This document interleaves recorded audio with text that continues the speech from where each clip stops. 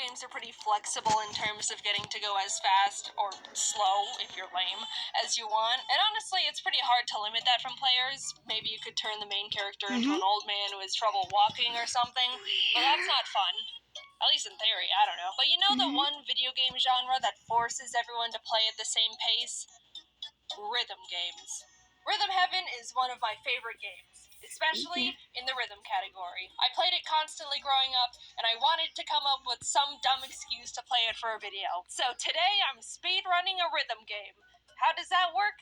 In actuality, I have no idea, but this is what I laid out for myself. As the video game masochist I am, I wanted to make sure I had some sort of challenge capable of driving me to the brink of insanity. So I'm going to be running the all medals category, which means I only have a certain amount of mess ups per minigame before I fall from award-winning gaming greatness into low-life scum. And since I'm not running a game no one else has run before, I have some competition for the first time. There's a decent amount of runs already submitted, so to compete with them, I need to make sure I get first try medals throughout the entire game, every time, all 50.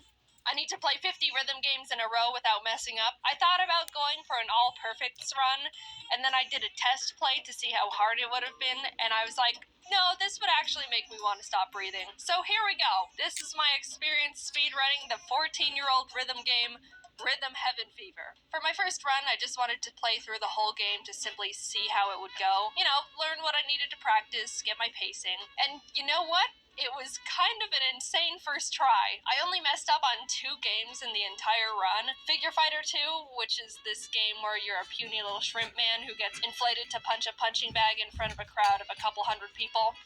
And Remix 10.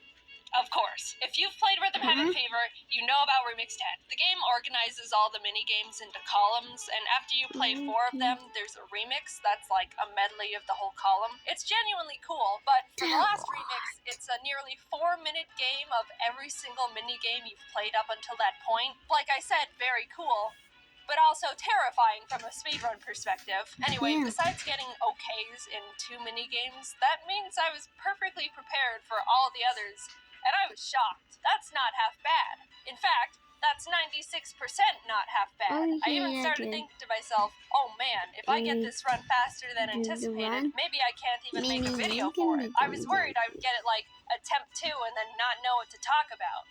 Which, no, I do have a video for it. As you can see, I went into attempt 2 with a very heightened sense of confidence, ready to complete my run second try, and I immediately missed the first beat.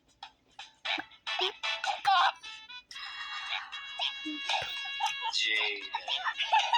So that run's dead. Attempt 3 was going alright, making a few more mistakes than normal, but was still doing well enough to keep getting medals. Then I got to Dunk Donk, which I hate. I hate it, and it's the worst one. You're this middle thing and have to dunk against the other things to make this blimp go fast or something. Honestly, the whole concept of this one is beyond me, but I was just barely missing the marks, and when I say barely, I mean I was still donking against them, but in a way that's like, I definitely didn't dunk perfectly. A few other games have this visual feature, and throughout the run, I was telling my friends Jordan and Kelsey, who were helping me take